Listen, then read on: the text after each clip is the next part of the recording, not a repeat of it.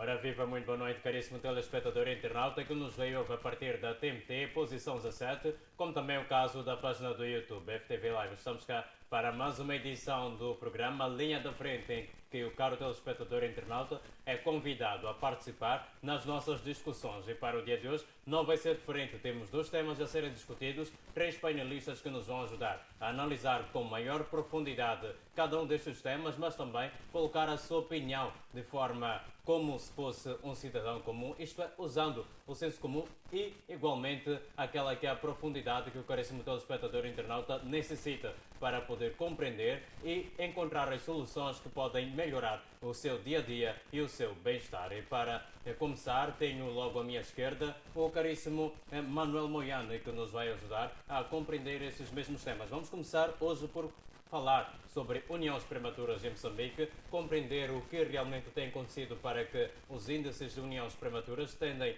a subir e não a decrescer, como também vamos conversar em relação à falta de carteiras nas escolas moçambicanas, especialmente nas zonas centro e norte do país. Estes são temas que vamos carolar, mas também não vamos deixar de dar aos nossos caríssimos painelistas o espaço para apresentar os seus pontos prévios, que são de um bocado mais vastos em relação a estes mesmos temas. Manuel Moiane, muito boa noite e quero cumprimentar os nossos caríssimos telespectadores e internautas que o veem ouvem neste momento e aguardam pela sua intervenção em relação a estes dois temas, mas também em relação a outros mais que podem ser colocados cá e analisados em cima da mesa. Muito boa noite e os seus pontos prévios. Boa noite, obrigado a todos os telespectadores que estão ligados a esta hora. Saudar a si, o nosso moderador, pelo espaço que tem nos dado, aos meus colegas do painel. Como meu ponto prévio, não vou aqui me alongar muito, só queria tentar me solidarizar com os nossos irmãos moçambicanos que se encontram retidos no estrangeiro, Laos, acho que é isso. São moçambicanos, saíram do nosso país na busca de uma pequena oportunidade, mas chegando lá, as promessas que cá receberam não é as mesmas promessas que estão lá atendendo. E estou acompanhando isso atentamente durante o dia ou durante a semana toda, já passa mais de 10 dias, que o Conselho de Ministros prometeu que poderia voltar a dar alguma palavra, isso foi no dia 6 do mês em curso.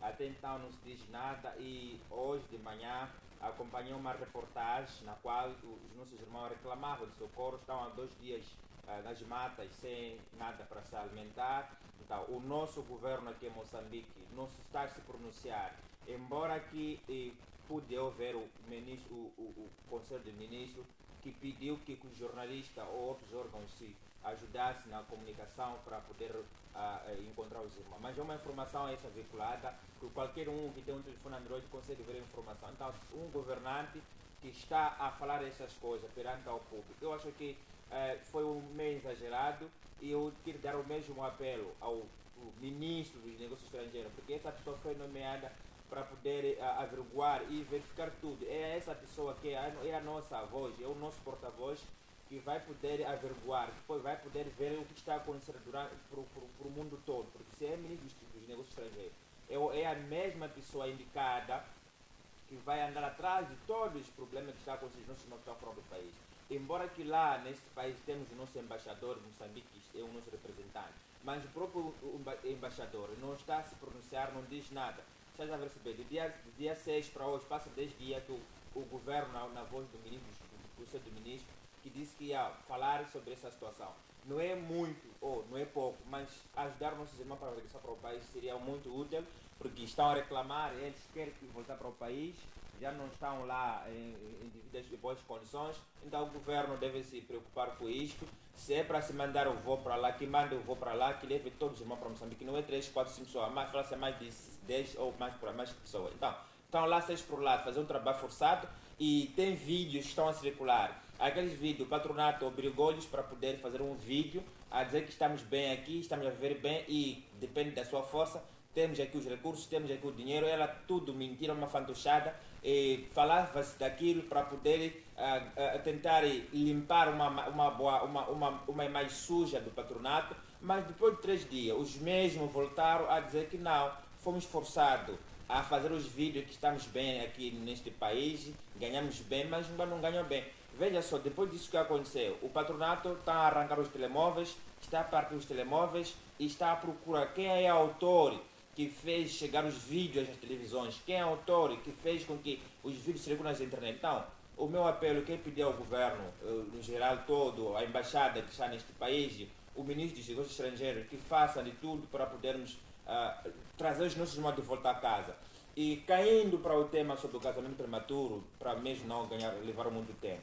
E eu pude perceber que o nosso país carece de uma olhada profunda na parte mesmo dos representantes ou dos governantes locais, porque temos assistido muito isso acontece muito nas regiões recônditas e saindo para por exemplo, para Manica, que está lá Sussundenga, Moatize, aliás, Sussundenga, Makati, Gondola, Vandu, são distritos que têm tido muitos problemas de união prematura e os pais lá, o que mais se interessa neles é o bolo, o dinheiro para fazer casamento, não tem essa visibilidade de levar as crianças à escola. Mas de uma outra parte, eu também acabo aqui culpando o governo no geral, por quê? Porque o governo parece que não está mais preocupado em criar condições para que haja a escola mais próxima das crianças, mais próxima das meninas. E essas crianças todas que estão a casar hoje com 20 anos, eu assisti há 3 anos atrás com uma menina que estava numa esquadra com um senhor, até que ela falava, desafiava a própria autoridade que deixe o meu marido, porque eu amo ele, não pode ir às celas. Então a família olhava aquilo como fosse algo bom, e porque a própria menina achava que ficar com aquele senhor, a vida dele seria feita, porque uma pessoa grande, uma pessoa que tem uma vida estável, uma pessoa negociante. Então, as nossas crianças, as nossas sobrinhas todas, elas acabam se oferecendo por certos motivos. Ultimamente tem assistido coisas inéditas, coisas que desviar do foco na qual que eles pretendem fazer. Então, é triste ver esse tipo de situação. Nós, como os tios, como os pais, como os encarregados, temos essa obrigação, claro, de obrigar, de educar as nossas crianças, proibir o que é errado. Não digo que não podemos dar às crianças telemóveis. Muitas vezes as pessoas acabam assistindo coisas na internet, no telemóvel, e acabam viciando-se daquilo que quer experimentar. Acaba experimentando e cai no real, e cai numa situação grave, e o pai praticamente investe numa criança perdida, porque você pode levar uma criança ultimamente, coloca, por exemplo, para ir estudar na Manhissa, ou estudar em Xongweni, estudar em Chibuto. A criança chegando lá, deixando o que o pai o fez de ir para lá, vai acabando seguindo os vícios, engana o pai aqui, o pai paga as propinas, tudo, ela está lá noutra vida. E assistimos ultimamente também, meu caro moderador, que essas meninas, algumas delas, são tidas como desaparecidas depois de 3, 4 semanas. A criança é encontrada em Maputo a passear, a desfilar, enquanto os pais estão em Mucuba ou estão na Zambésia a chorar que minha filha foi sequestrada, estava a fazer um instituto, estava no 2º ou último ano, mas alguém enganou-lhe e está cá. Então, esse é o neoprematuro, não depende tanto muito dos pais que nascem ou que educam a criança, depende também muito dessa própria criança, que ela acha que ir à faculdade ou fazer um instituto para ela é uma demora, então prefere casar-se, e a vida estando num casamento ou estando numa prematura para ela é tudo. E muito obrigado. Muitíssimo obrigado, Manuel Moiano, e passamos então a palavra ao caríssimo Daniel Chamboco. Daniel, muito boa noite. Manuel Moiano defende que o país carece de um olhar mais profundo por parte das autoridades locais, especialmente a questão dos Estados. Coloca o governo como parcial culpado deste problema que tem crescido cada vez mais no nosso país. Qual é a sua visão em relação a este assunto? Mas antes, apresente os seus pontos prévios para esta noite. Muito boa noite. Boa noite, meu caro. Boa noite aos meus colegas do painel. Boa noite aos digníssimos telespectadores que estão nos assistindo a partir deste canal. É uma honra servir a vocês. O facto de nós estarmos aqui, graças a vocês, se não fossem vocês digníssimos, nós não estaríamos neste lugar, neste dia de hoje. Em relação ao meu ponto prévio, eu gostaria de destacar em relação ao alfandegário detido, acusado de corrupção, que encontra-se à mão do gabinete de corrupção da província de Sofala.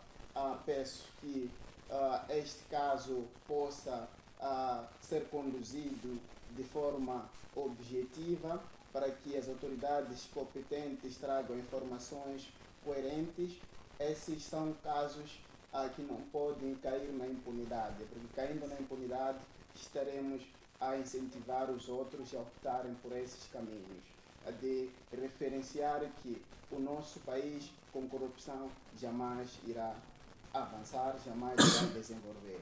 A corrupção é, como posso referenciar, é um ato que retarda o crescimento do nosso país. Então é preciso que possa se olhar nesta perspectiva por parte dos órgãos competentes que estão investigando este processo deste agente que encontra-se agora nas mãos dos órgãos competentes, para que esses órgãos competentes tragam informações condignas a todo o povo moçambicano. Não deixe que casos do gênero caiam na impunidade. E em relação ao tema e aquilo que o colega do painel estava a referenciar, do ponto de vista das autoridades locais em reforçar as medidas para evitar o casamento prematuro, para evitar as uniões prematuras, isto em contrapartida é de fato um ponto relevante. Eu sempre tenho referenciado, para que possamos combater esses atos, é preciso que possamos trabalhar de forma interligada. Esta responsabilidade não pode só ser deixada para as autoridades locais, não pode só ser deixada para os pais, não pode só ser deixada para o governo. É uma responsabilidade que temos que trabalhar de forma interligada. Sabemos nós que o governo é que tem a responsabilidade de garantir o bem social. Então, em relação ao casamentos prematuros, eu vejo que o governo tem uma responsabilidade enorme, antes mesmo de tocarmos no assunto dos pais. Porque muitas das vezes nós observamos, temos zonas onde o acesso à própria educação é limitada. Uma criança, uma menina, você o encontra, estuda até 7ª classe, mas para ter acesso à 8ª, 9ª, deve se deslocar para outros pontos em procura às escolas secundárias. E isso acaba por interferir no processo da educação dessas raparigas e optam por o caminho de casar, acreditando que o mesmo caminho irá os trazer benefícios.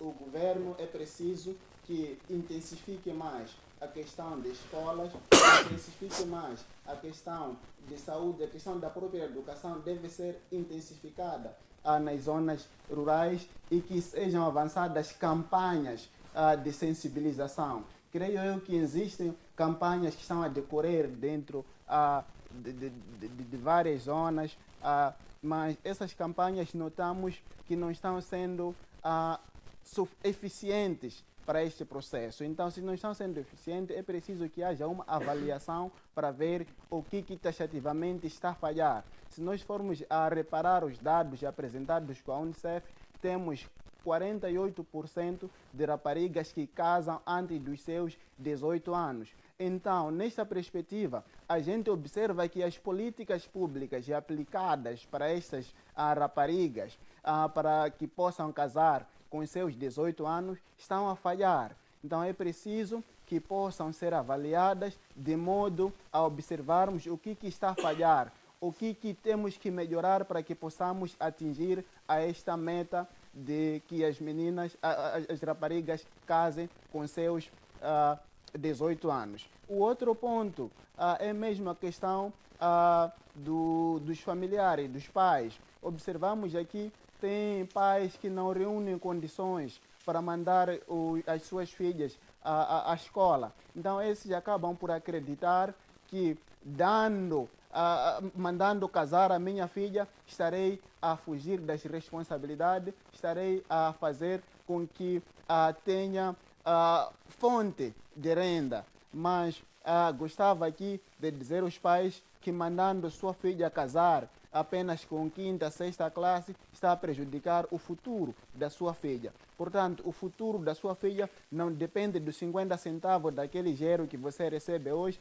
não depende de caixas de refresco daquele dinheiro que você recebe hoje. O futuro dos seus filhos, o futuro das vossas filhas depende da educação. E esta educação que nós hoje estamos a observar, que existem muitas incongruências neste processo, que existem muitas dificuldades na expansão de infraestruturas, mas temos que observar neste ponto, nos conformarmos com aquilo que nós temos neste exato momento e que o governo possa lutar para que no futuro mais próximo não possamos ter problemas de infraestrutura de educação, para que possamos ter uma educação eficiente, para que o povo moçambicano, para que as raparigas sintam-se de fato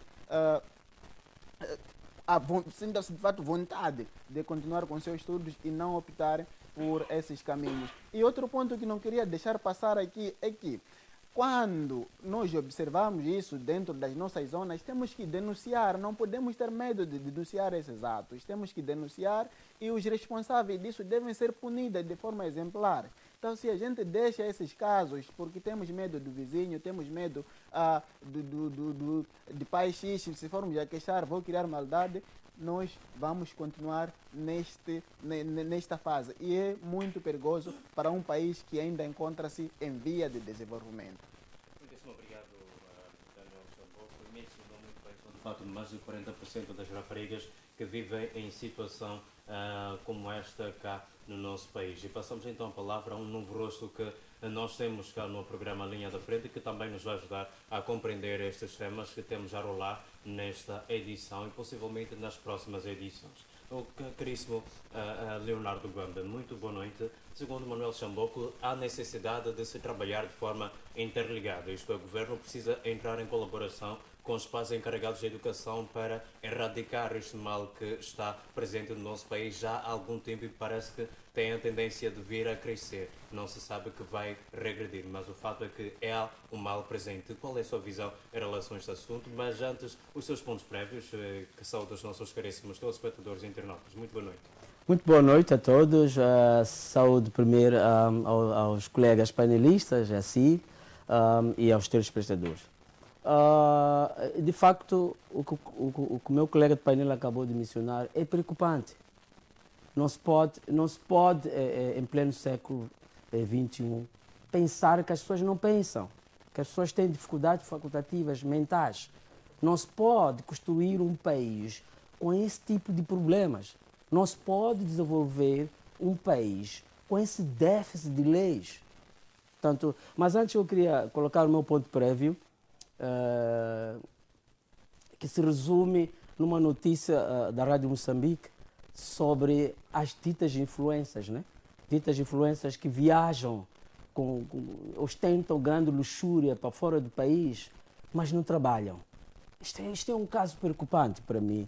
Esta notícia acabou sendo um debate na rádio, mas mais do que o debate é quem são as influências, de facto? Qual é o perfil de influências? Que tipo de influências nós temos no nosso país? Portanto, isto suscitou-me alguns pontos de lance para acreditar que há um desconhecimento ou há um desfazamento daquilo que deve ser o perfil do influencer, entre aspas, com ostentação de muita luxúria,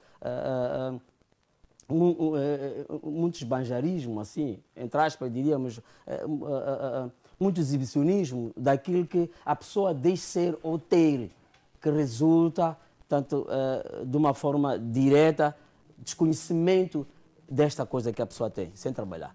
Portanto, este seria o meu ponto prévio. Sem me alongar muito e ir ao tema, de facto o colega tem razão. Nós temos assistido no nosso país leis que são aprovadas. A lei 19/2019, que resume aquilo que são as preocupações acerca destes casamentos prematuros, não está-se a fazer sentir.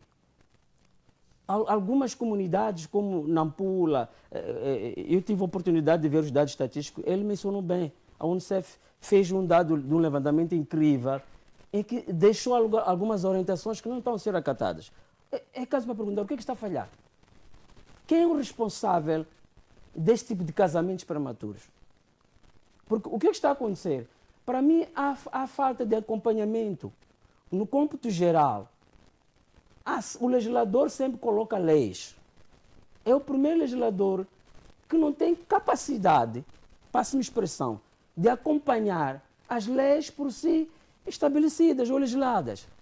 Há um atropelo, o facto de algumas comunidades não saber da existência dessas leis. Nem sabem que essas leis existem. Nem sabem que esta criança, essas jovens que casam-se com menos de idade aferida ou, digamos assim, permissível para um casamento, não sabe que tem direito de estudar, não sabe que tem direito de dizer não a um adulto, não sabe que tem direito de dizer não, por mim tem que me formar, não sabe que tem um direito que lhe protege, ou que a protege esta rapariga, que vai se juntar com um velho, por causa daquilo que o colega disse. Mas mais do que nunca, eu acho que é tempo de haver uma fiscalização, é tempo do governo trabalhar seriamente, é tempo do governo parar de estar sempre a promulgar leis que não nos ajudam em nada.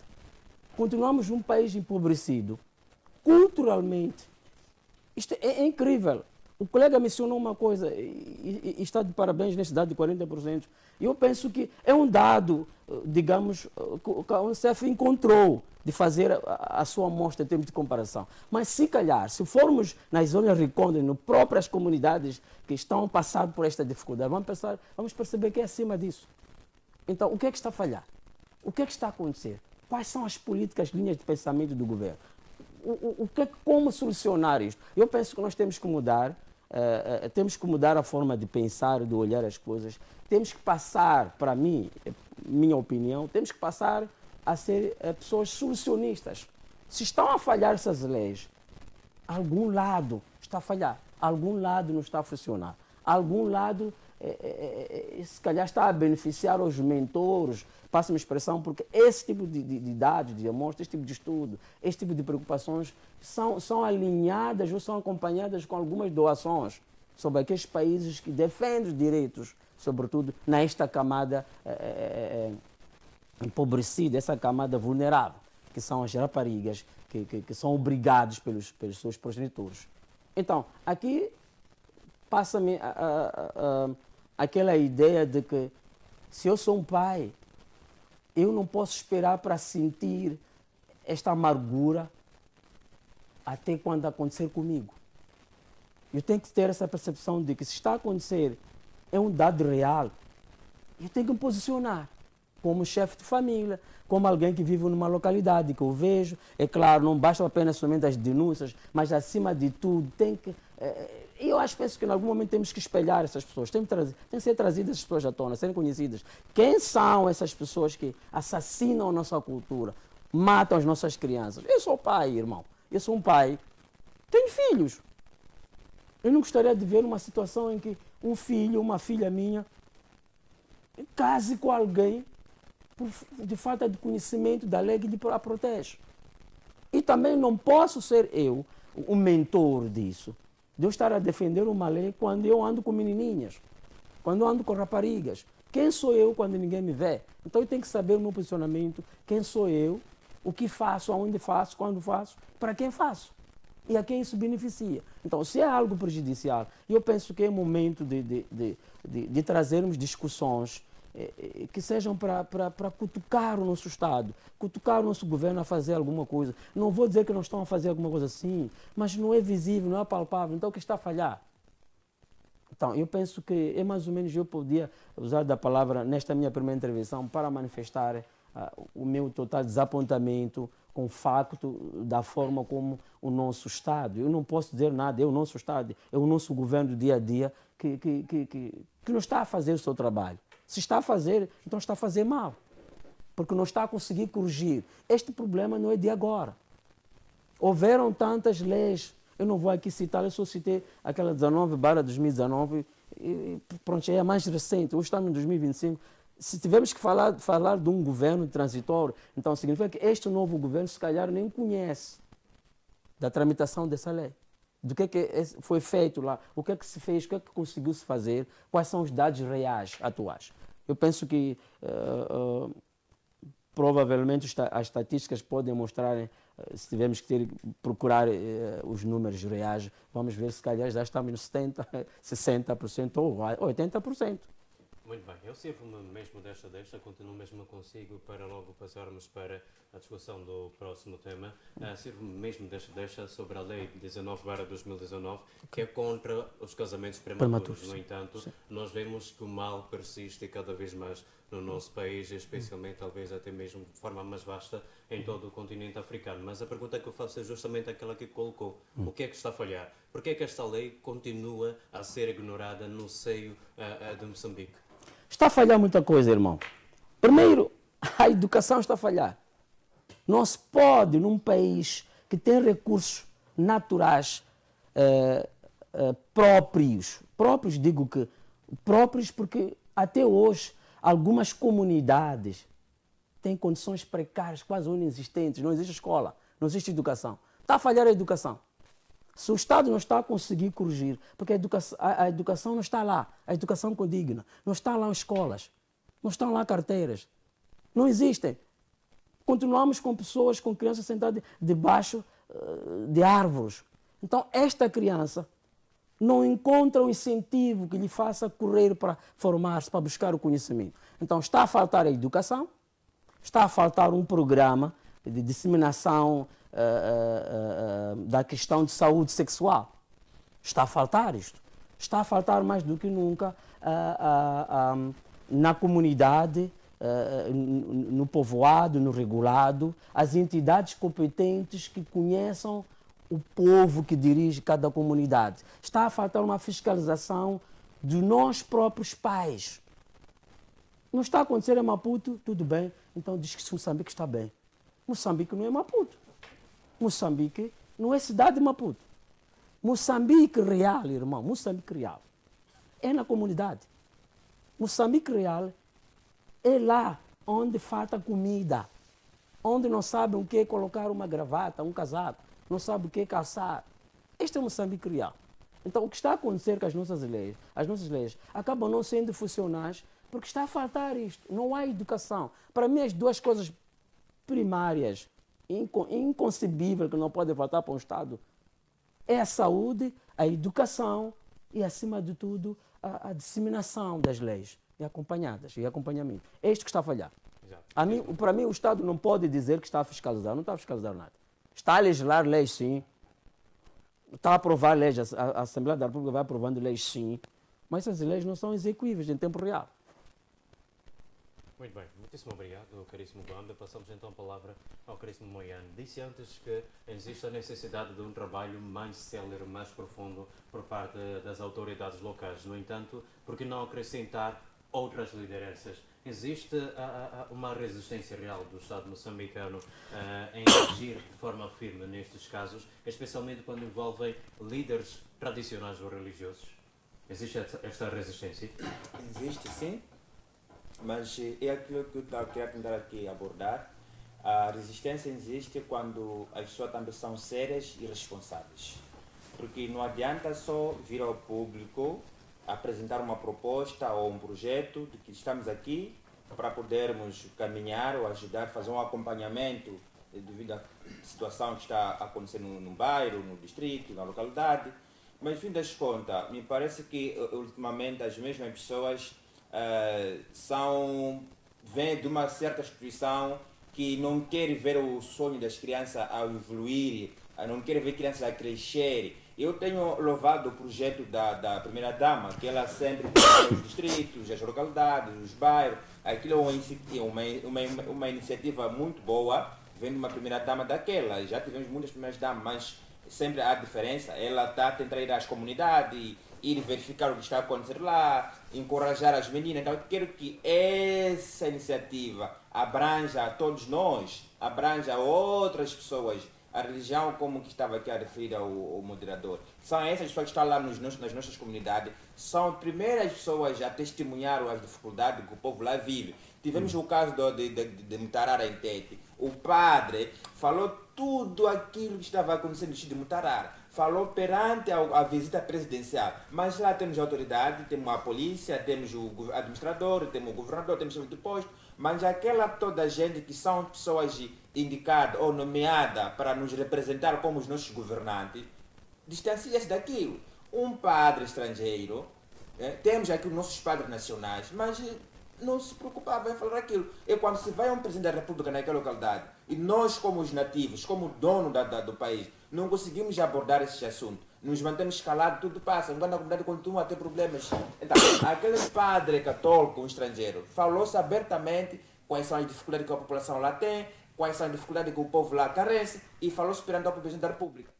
Mas aquilo passou-se vergonha para os próprios nossos representantes das igrejas locais, porque um padre estrangeiro falou-se que estamos aqui a ajudar com comida, mas desvia novamente a mesma comida. Então, porque as crianças, essa união prematura, às vezes também a afetação da fome, que numa casa a criança não tem alimentação, não tem um bom ensinamento, não tem vestuários, e ela acaba dizendo 1000 vezes, eu casar-me, para ver se talvez vou conseguir me alimentar, para ver se vou conseguir ter vestuário, para ver se vou conseguir ter um emprego. Outra criança vai ser uma empregada doméstica, mas não é porque é uma criança desfavorecida, só que as condições que ela vive não lhe diz respeito.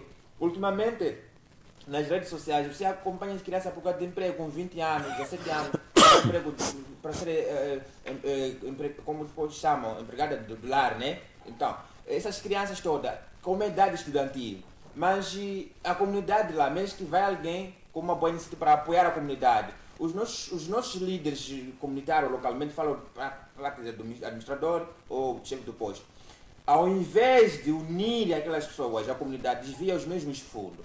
Então não se espera nada, meu caro, não se espera nada. E nós, ultimamente, somos forçados, ou forçamos as pessoas a desistir dos seus sonhos por colocar o medo em frente. Porque se a própria pessoa que poderia nos garantir a tranquilidade não consegue vir ao público, dizer que isto é errado, consegue convocar uma reunião, mas aquela reunião não diz a respeito daquelas crianças. E aquilo foi vergonhoso. O chefe do Estado ouviu palavras de um padre estrangeiro. Enquanto lá temos uma estrutura toda inteira, temos lá o executivo distrital, o executivo provincial, e não é uma vergonha, aquilo é uma vergonha. Então, espero que essas pessoas, não falo só de Mutarara, é só que dê um pequeno exemplo. E eu vou falar ao nível nacional, que todas as pessoas, principalmente as igrejas, têm essa responsabilidade sim, de ajudar as comunidades, de ajudar o que tem que ser feito durante o acompanhamento das crianças. E tenho assistido também, além da mamãe Guetta Chapo, tenho assistido também que algumas igrejas são igrejas disponíveis para apoiar as crianças desfavorecidas, as crianças que necessitam de algumas ajudas. Então, só fazendo isto, e não esperando somente do chefe do Estado ou do próprio governo, porque se não esperar do governo, podemos aqui estar a reclamar todos os dias e nada vamos ter. Temos essa obrigação de nós mesmos, de forçar que o governo mude sim alguma coisa, e nós também temos que contribuir para que isso não volte a acontecer, para garantir o futuro de todas as nossas crianças. Muito bem, muitíssimo obrigado, Moiane. Xamboco, passo mesmo a palavra para si. Falando em crianças desfavorecidas que não têm condições financeiras, nós bem sabemos que a maioria destas crianças ou raparigas são enviadas pelos seus pais sem o seu próprio consentimento. Muitas vezes porque os encarregados de educação desejam pagar uma dívida ou sair de alguma situação financeira desagradável. Na sua percepção, de que forma é que estes casamentos prematuros têm impacto no analfabetismo e também na pobreza feminina no país, considerando que a pobreza não engloba apenas a área financeira, mas todo um programa? Muito bem. Em relação a este ponto, é um ponto complexo, meu caro. Por isso eu anteriormente teria dito que a responsabilidade de garantir o bem-estar social é do Estado. Então, para esses pais que mandam os seus filhos para irem, as suas filhas para irem trabalhar, para fazer um trabalho forçado, para trazer alguma coisa em casa, isso de fato contribui negativamente para o primeiro, para o crescimento da própria rapariga. A própria rapariga cresce numa das situações com traumas, não cresce madura, cresce com várias dificuldades. Então, isto acaba por contribuir negativamente para o próprio progresso da mesma rapariga no ensino, para o próprio progresso da mesma rapariga no seu lar, para o próprio progresso da mesma rapariga na contribuição para o desenvolvimento deste país. Então, uma rapariga mal estruturada na sua fase de infância, esta, acredite-me, terá dificuldades sérias na fase do seu crescimento. São essas raparigas que, quando vão ao lar, enfrentam várias dificuldades, quando vão à escola, enfrentam várias dificuldades, porque não têm aquelas condições básicas. Uma das coisas que o governo deveria garantir para que possamos ultrapassar esta fase é de garantir o bem-estar social. Garantir o bem-estar social em que sentido? Aquelas famílias que a gente consegue notar que não tem nada, mesmo para tomar as 3 refeições, a família não consegue. Então o governo deveria estar lá para garantir pelo menos kit de alimentação para essas famílias. Pelo menos para garantir alguma coisa para que essas famílias possam ter aquelas 3 refeições básicas por dia. Meu caro, nós temos... Se nós formos a nos resumir só em Maputo, a gente vem aqui em Maputo, talvez algumas pessoas, a ter aquelas 3 refeições, mas quando formos entrar nas zonas, nos bairros, tem pessoas que estão a enfrentar várias dificuldades. É verdade. E este não é só o papel dos pais de garantir o bem-estar dos próprios seus filhos, das próprias suas filhas. O Estado deve estar lá patente para que possa garantir o bem-estar social do seu povo. Um Estado, um governo que não valoriza o seu povo, um governo que suas políticas não estão claras para o desenvolvimento da nação, um governo que as suas políticas não estão bem claras para que as raparigas possam prosseguir com seus estudos. Acredite, este governo vai trazer problemas para o futuro desta nação. Um governo deve ter suas políticas claras, leis claras, e não basta só aqui trazermos as leis, porque nós temos leis bonitas aqui em Moçambique. Mas a fiscalização dessas leis, a implementação dessas leis, são implementações em que a gente não está a sentir.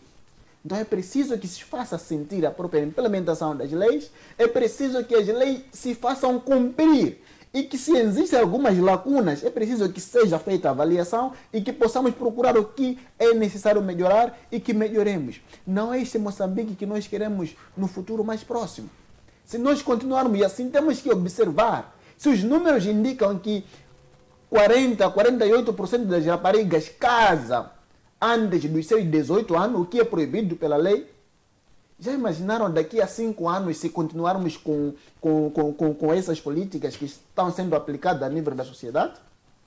Então é preciso, de forma urgente, que essas políticas aplicadas nota-se que não estão sendo eficazes para a própria sociedade. É preciso que as mesmas políticas sejam feitas um processo de avaliação, ver aonde que está a se falhar e, taxativamente, procurarmos melhorar. E é isso que Moçambique precisa, é isso que a gente precisa. O bem-estar social é a responsabilidade do Estado. Podemos fazer de tudo, trabalhar, ir na machamba, tudo, mas se o Estado não garantir o bem-estar social, não vamos fazer nada. Muito bem.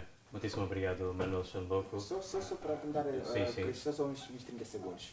Dizer que o projeto que vinha há 3, 4 anos atrás de dar raparigas às bicicletas, que continua, porque aquilo motivou muitas meninas a continuar a ir à escola. Então precisamos das mesmas iniciativas deixadas para a ex-primeira-dama Isaura Nunsi, com o secretário do Estado e Emprego, que continua a recaminhar a mesma caminhada para ajudarmos as nossas meninas que estão nas zonas recônditas, que percorria a 30 km para conseguir ter uma escola secundária. Então aquilo eu estava a olhar aquilo como fosse uma boa iniciativa. Por acaso, acompanhei muito para o centro do país, principalmente para Nhamatanda, para Buzi, Gorongosa, Manica. Então ia lá dando bicicleta, uma escola, quase a escola toda, todas as raparigas tinham de ter uma bicicleta. E aquilo motivava aquilo e fazer com que as meninas não caiam nessa união prematura forçada. Porque já sabe, tenho minha bicicleta, então vou continuar os meus estudos. E são esses incentivos que nós precisamos. Então, tendo esses incentivos, as raparigas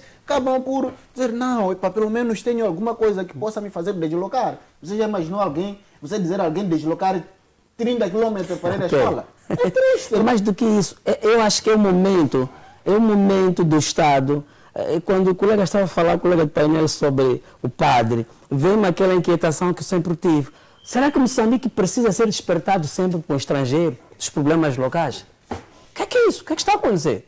Quer dizer, eu preciso de um estrangeiro para vir me dizer que eu não tomei banho. Preciso de um estrangeiro para dizer que, pô, a tua casa está a cair. Mas será que o Estado não está a ver? Então eu penso que esses incentivos são bem-vindos. Eu sei que depois vai se levantar aquele problema de, não tínhamos mês, aquela verba. Irmãos, temos que parar. Eu acho que o nosso governo tem que ter um bocadinho de vergonha nisso. Tem que parar de ser pessimista. Tem que parar de... Aquilo que tem pode fazer diferença. A diferença que se pretende é esta que o colega disse. É um incentivo. Exato. É a educação. É aquele chamamento que a criança precisa ouvir. Olha, não podes fazer isso, tens direito a isto.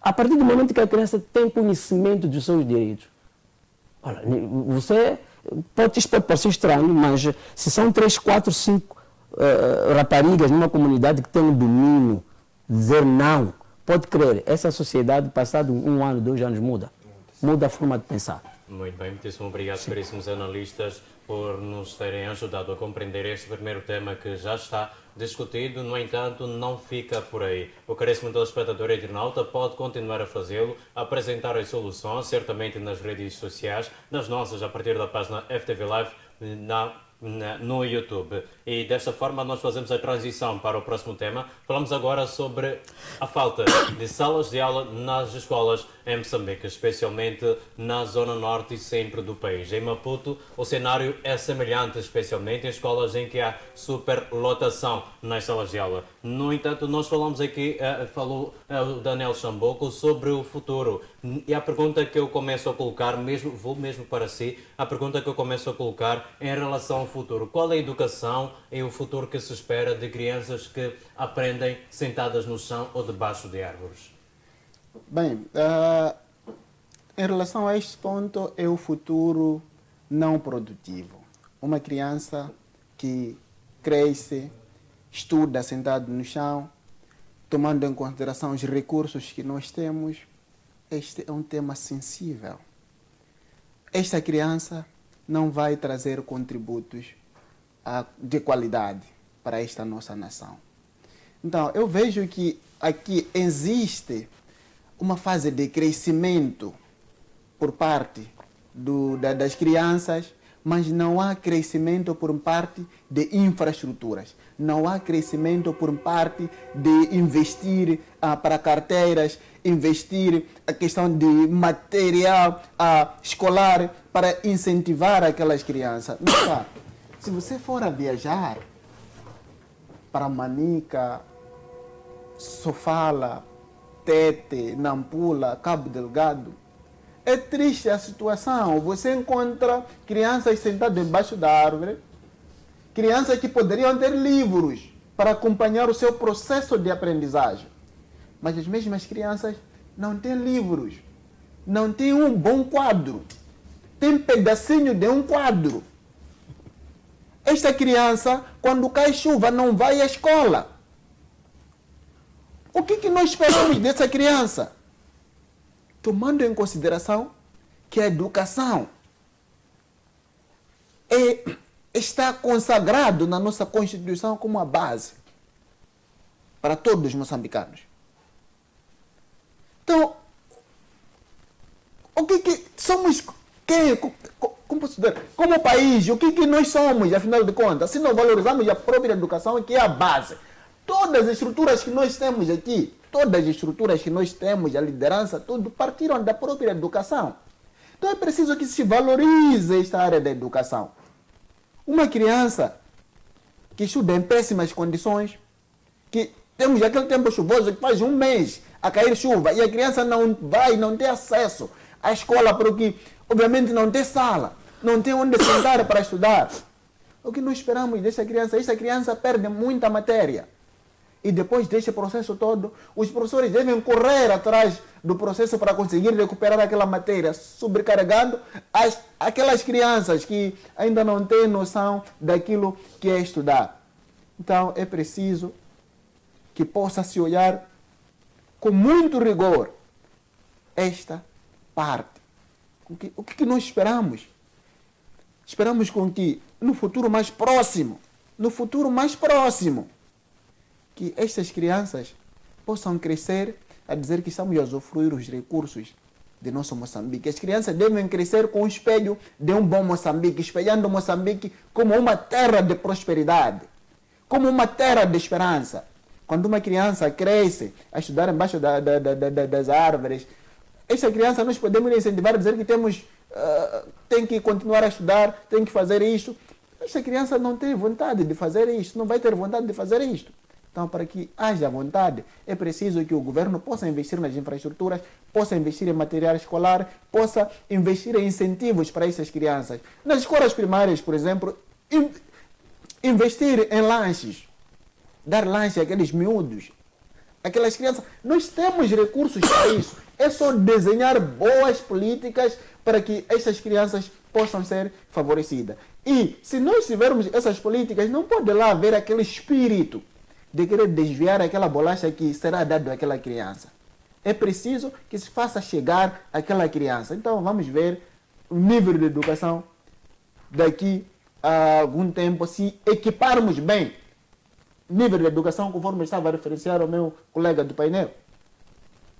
Daqui a alguns anos estaremos em outras patamares. Muito bem, e de facto o crescimento populacional não é acompanhado por investimentos suficientes para garantir infraestruturas escolares no nosso país. A pergunta que se faz assim, Moiana, é: por que é que décadas após a independência nacional, uma efeméride que será celebrada já neste 25 de junho, que se aproxima, Moçambique ainda não conseguiu garantir estas infraestruturas? Bom, 50 anos da independência é uma vida esta. É uma vida, sim, muito mesmo. O país, ou Moçambique, ainda não alcançou os seus objetivos, porque ainda assistimos ou somos apresentados tantas dificuldades em certos setores, né?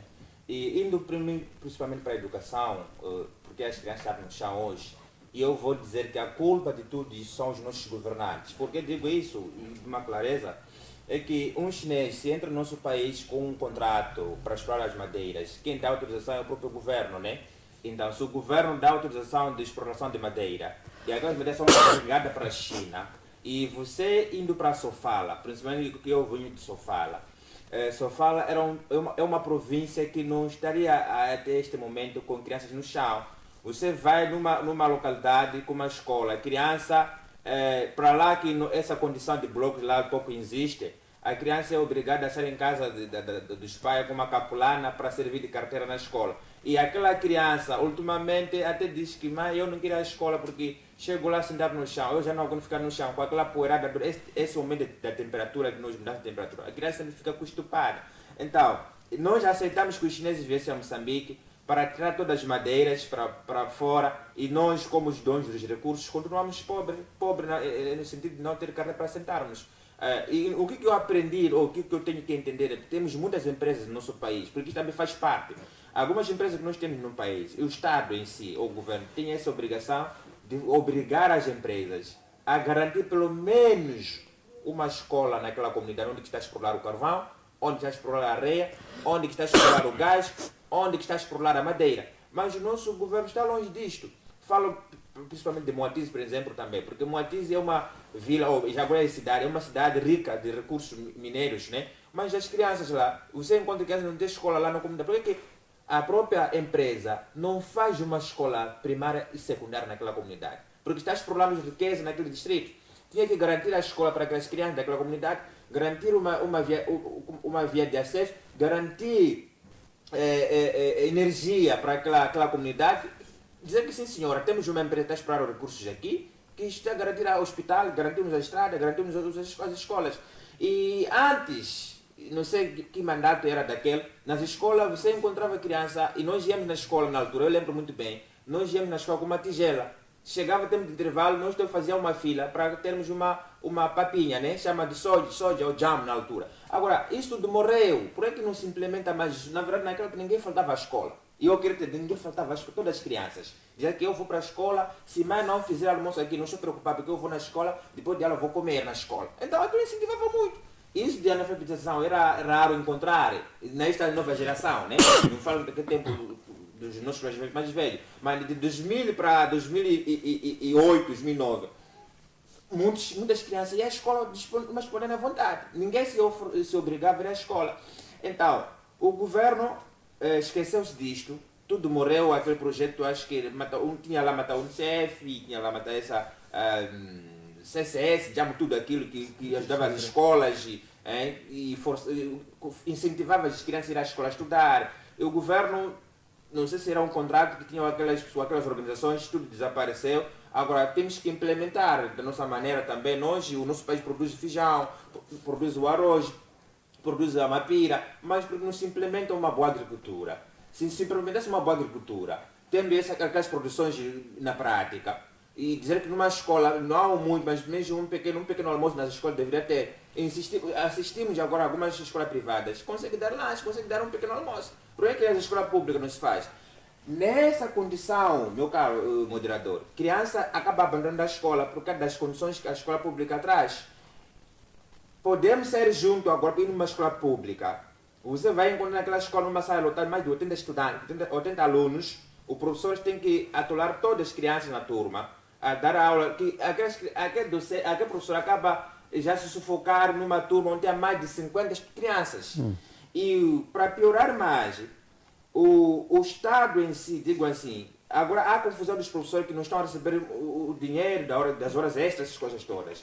E acaba prejudicando, a Comércio da Matola agora, o Instituto Industrial da Matola, que não estão a dar aula já há 2 semanas. Então, que educação que não podemos ter? Porque tudo é educação, embora estamos a falar sobre a falta das carteiras, né? Então, a educação parte dos nossos professores. Então, um professor que não recebe os seus subordinados, o que podemos esperar daquele professor? Não se espera nada. Era preciso que o governo seja mais sério, responsável, para garantir uma boa educação para os moçambicanos, que estão onde estão, são presidentes hoje, estudaram, embora que para ser um presidente não precisa ter um doutoramento, mas também tem que sim estudar. Então, que garanta essa tranquilidade para a nossa educação no nosso país. Nós precisamos que a educação cresça mais, que se evolua mais. E não só esperar que o chinês carrega mais madeira, porque já não temos madeira agora, né? E nessa escola pública, quem estuda é meu filho, é filho do meu colega, é o sobrinho do meu colega aqui. Você não vai mudar filho do governador naquela escola pública, quando se senta no chão. Você vai, não estamos a falar daqui, diz que ele é de um outro distrito para Moamba, lá dentro, Matutuini. Que um professor é obrigado a procurar um projeto de 30 km, chegando, vai parar numa árvore assim, e escrever. Já assisti muitos vídeos numa árvore, que tem que sentar aí, dobrar os pés, começar a escrever os abecedários, tudo aquilo aí. E como estava a referir o colega Xamboco, que se a chuva fica 2 semanas a cair, aquela própria sala de aula na Mangueira enche com água, já não tem como a gente ter acesso de aulas. Ainda capricha mais. E há muitos investimentos que estão a ser feitos que não trazem benefício ao povo. Estão aí, venderam uma pequena parte do estado de desempenho, onde que dava acesso a todos nós, mas venderam parte do estado nacional de desempenho. Os nomes que estão em circulação, o nome dos bolsos entre lá, os camaradas. Sinceramente, as coisas não podem ser assim, meu caro. Muito bem.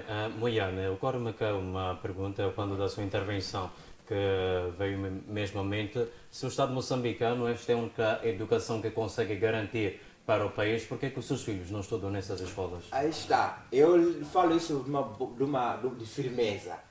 Eles querem que nós, como pacato cidadão, que somos povo, que pagamos imposto para eles terem aquelas viaturas, o combustível, a casa, a luz, continuamos pobres, com uma mente fechada, não quer que nós tenhamos uma mente aberta, quer que os seus filhos vão para fora nas Europas, já estudam, voltam de lá, são engenheiros, voltam aqui, são grandes chefes, são PCA das empresas, e nós estamos no chão.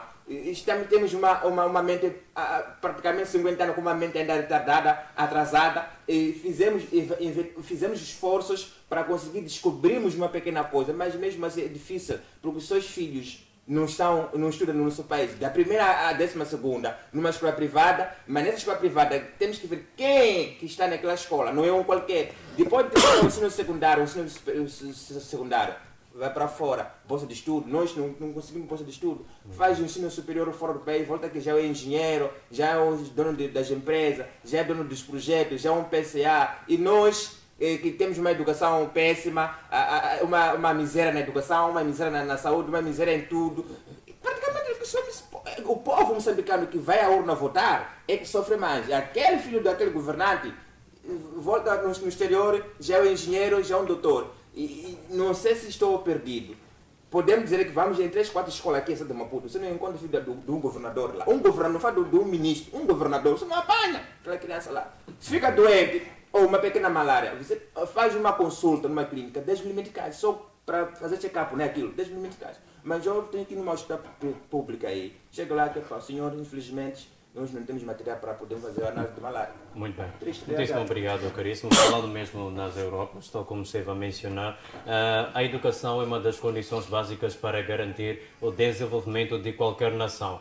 Países europeus, como também asiáticos, até mesmo americanos, assim procederam, investiram na educação e asseguraram que os seus países fossem altamente desenvolvidos. Tanto é que conseguem sê-lo sem os recursos que Moçambique carrega. Um deles foi mencionado pelo Moyane, que é o solo altamente fértil de Moçambique, que permite a agricultura para a produção de diversas culturas, como o feijão, a soja, que poderiam ser entregues para estas crianças que não têm carteiras ainda, para terem uma motivação para se fazerem a escola. A pergunta que eu coloco para si, caríssimo Gwamba, já mesmo para fecharmos esta edição do Linha da Frente, é como explicar o aparente desinteresse do governo moçambicano em investir de forma célere na educação, de forma básica, ainda que seja de forma básica. Muito bem, meu caro. Antes que permitam comentar algo interessante. Veja, há uma pergunta ao meu colega que suscitou-me até arrepio. O que é que espera dessa criança que não tem meios, que nos estuda embaixo do cajueiro, antes de ir à sua pergunta? Exato. Espera um ladrão. Espera dessa criança um criminoso amanhã. Espera desta criança exatamente. Alguém que vai ter a tranquilidade daqueles que se calhar que estudaram nas escolas em boas condições. Agora, indo à tua pergunta, olha, eu penso que é falta do interesse do Estado, e a minha Câmara está, é falta do interesse do Estado em ser sério nos seus programas governativos. É falta do interesse do Estado. Não é problema de meios. Porque, dizer o meu colega do painel, até os filhos dos dirigentes que estudam fora, há uma coisa interessante aqui. E às vezes me pergunto, será que nós somos leigos, não percebemos nada? Estes filhos dos dirigentes que estudam fora, quando formados, regressam para o seu país, ao lugar de desenvolver o país, que os fez passar e estudar lá fora, são os próprios, sublinho isso, os próprios que roubam o pouco recurso que nós temos para o exterior. A diferença entre esse nosso governo e os outros governos de fora é que eles mandam formar os seus estudantes, os seus filhos, para desenvolver o seu país. Então, esta diferença aqui é preocupante, é arrepiante, porque nós somos um país que temos tudo para dar certo. Nós só precisamos de um bom maestro, o Carlos Luís. Precisamos de um bom maestro para termos um coro a ser regido de uma forma sábia, a termos uma harmonia, a termos um povo, vou estar falando parábola, vou trazer isto em pequenos detalhes, a termos um povo satisfeito. Precisamos de quem diz, eu visto a sua preocupação e comigo com aquelas suas preocupações em tempo real. Não um desfazamento total que não se percebe que está-se a fazer. Parece um teatro que temos assistido. É um teatro. E voltando à sua pergunta, isso eu posso lamentar, que enquanto o nosso Estado não se identificar como um Estado do povo, atenção, é um Estado que é Estado eleito, mas que não representa o povo, porque representar o povo é responder os anseios da sociedade. Em tempo útil. Se eu estou faminto, espero eu ter um mata-bicho, eu não tenho um mata-bicho, vou ter depois da manhã. Então você não está a responder, o Estado não está a responder. Os anseios. Então, aqui é preciso perceber o que é que está a falhar. São as políticas ou são as pessoas? Hoje está a ser banalizado o governo, e parece que daqui a pouco, não vem dizer que o Gwamba não disse, há de virar meme, quando nós já estamos, agora estamos em junho. Okay? Fez-se um balanço há pouco tempo, não estou a fugir do tema, fez-se um balanço há pouco tempo dos efeitos da nova governação. Mas ainda não senti um governo com os pés assentes para responder àquilo que são as preocupações do povo. O povo não é o governo. Eu penso que o nosso presidente Chapo agora vai ter um desafio. São 50 anos. Eu sou dessa era dos 50 anos.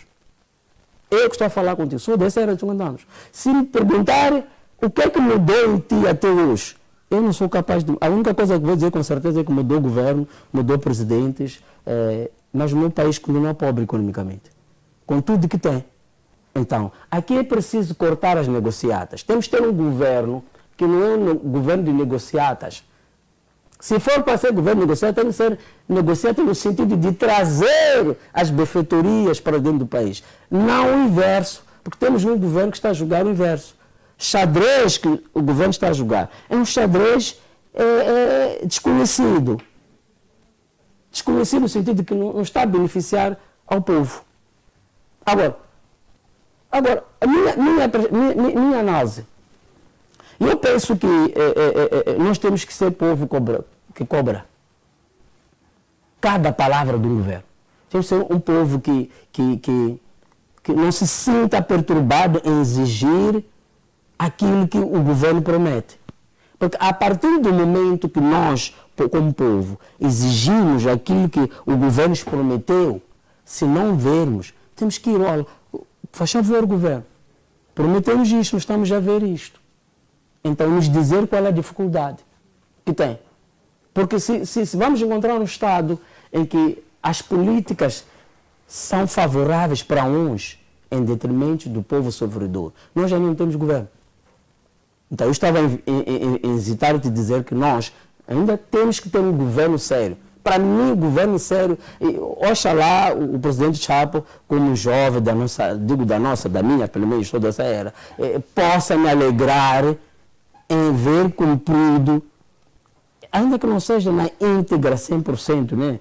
Mas pelo menos, destes 50 anos perdidos, 50% daquilo que é o programa de governação. Isso sim, ser deixado ele governar. Porque é isto que está a faltar. É termos, em suma, resumindo a minha resposta, é termos, em suma, leis que foram legisladas, promulgadas, a servirem em benefício de crescimento no seu cumprimento. Só isso. Deixarem de estar no papel, serem praticáveis. Só isso. A partir do momento que, pronto, se o Guambi atirou pedra para o colega, ele tem que ser penalizado. E acabou. Não tem, exemplarmente. Se for possível. E acabou, é isto que está a faltar. Muito bem. É isto.